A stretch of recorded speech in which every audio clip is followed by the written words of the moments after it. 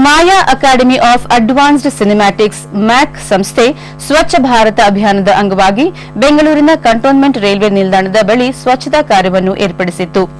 ಸಂಸ್ಥೆಯ ಸದಸ್ಯರು ಸ್ವಚ್ಛತಾ ಕಾರ್ಯದಲ್ಲಿ ಪಾಲ್ಗೊಂಡರು.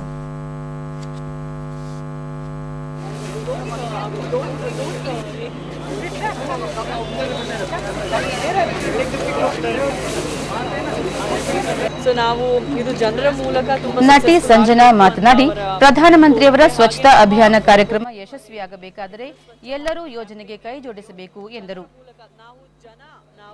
ಸಾಮಾನ್ಯ ಜನ ಆಗಿ ಇದನ್ನ ನಾವು ಪ್ರಾಕ್ಟೀಸ್ ಮಾಡಿಲ್ಲ ಅಂದ್ರೆ ಸಕ್ಸಸ್ ಆಗೋಕ್ಕೆ ಸಾಧ್ಯ ಇಲ್ಲ.